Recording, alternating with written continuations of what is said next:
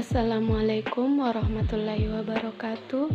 Perkenalkan, nama saya Sarneti, NIM 20.811.119034, jurusan Pendidikan Guru Madrasah Ibtidaiyah, Fakultas Tarbiyah dan Keguruan, Universitas Islam Negeri Alauddin Makassar. Pada video kali ini, saya akan membahas tentang keanekaragaman hayati.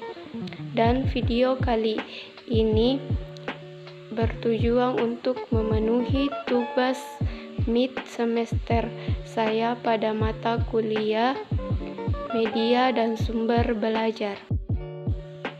Nah, pada poin pertama, saya akan membahas tentang pengertian keanekaragaman hayati. Menurut Undang-Undang Nomor 5 Tahun 1994, keanekaragaman hayati adalah keanekaragaman di antara makhluk hidup dari semua sumber, termasuk di antaranya daratan, lautan, dan ekosistem akuatik lain serta kompleks-kompleks ekologi yang merupakan bagian dari keanekaragamannya. Mencakup keanekaragaman dalam spesies, antara spesies, dengan ekosistem.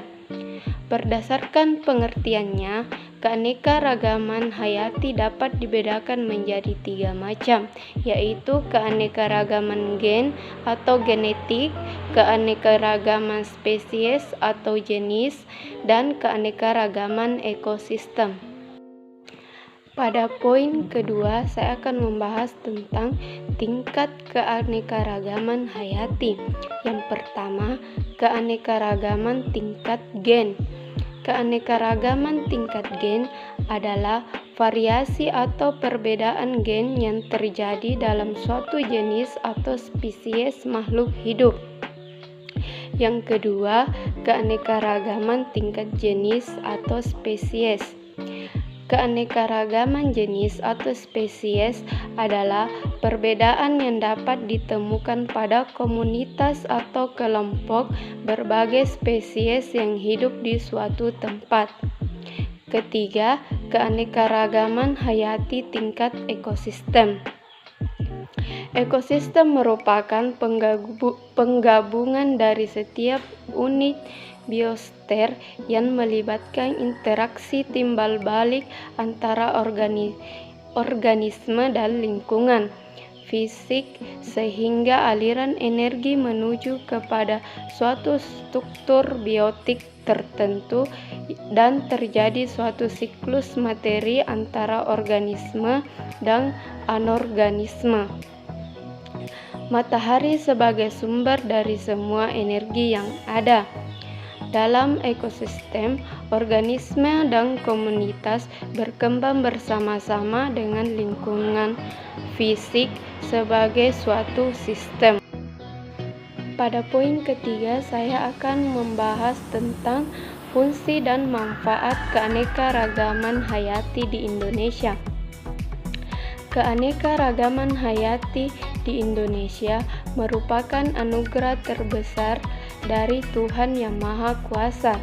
Keanekaragaman hayati memiliki beberapa fungsi, yaitu 1. Nilai ekonomi keanekaragaman hayati. 2. Keanekaragaman hayati sebagai sumber bahan pangan. Ketiga, keanekaragaman hayati sebagai sumber bahan obat-obatan. 4. Keanekaragaman hayati sebagai sumber bahan kosmetik. 5. Keanekaragaman hayati sebagai sumber bahan sandang. 6. Keanekaragaman hayati sebagai sumber bahan papan. Ketujuh, keanekaragaman hayati sebagai aspek budaya. Kedelapan, nilai pendidikan keanekaragaman hayati. Dan yang kesembilan adalah nilai ekologi keanekaragaman hayati. Pada poin keempat, saya akan membahas tentang faktor penyebab menghilangnya keanekaragaman hayati. Menghilangnya keanekaragaman hayati di suatu wilayah dapat disebabkan oleh beberapa faktor, yaitu 1. Hilangnya habitat, 2.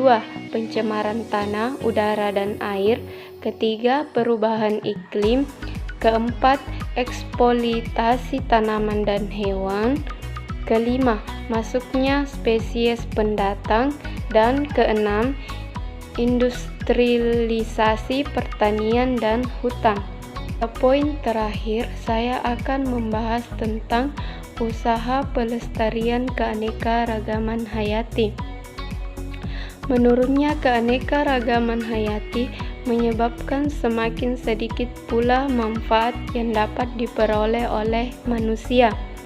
Penurunan keanekaragaman hayati dapat dicegah dengan melakukan pelestarian atau konservasi keanekaragaman hayati.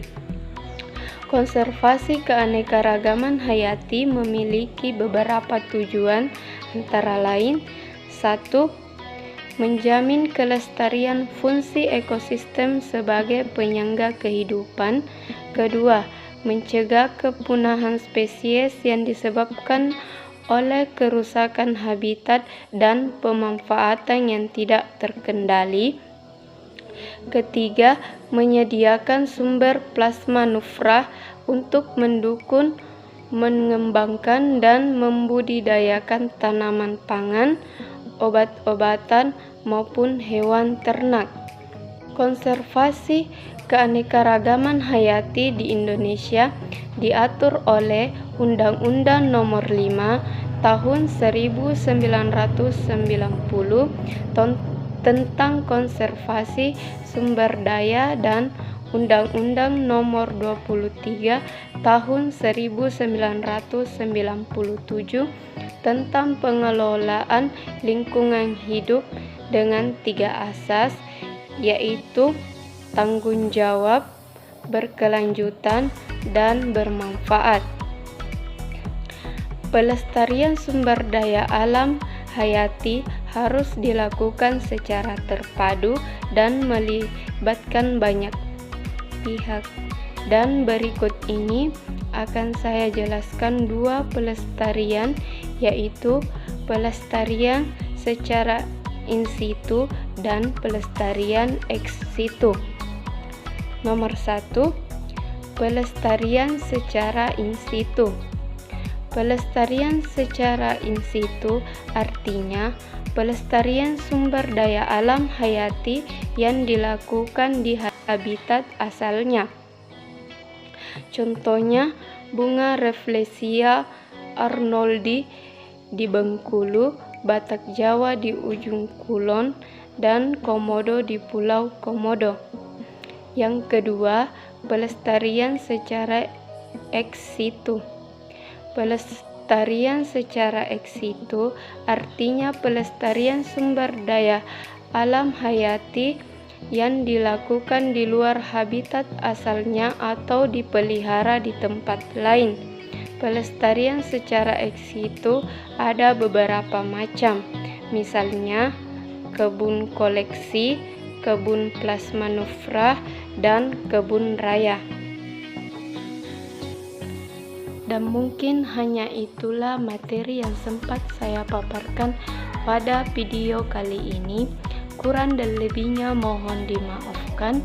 Wabillahi taufik wal hidayah. Wassalamualaikum warahmatullahi wabarakatuh.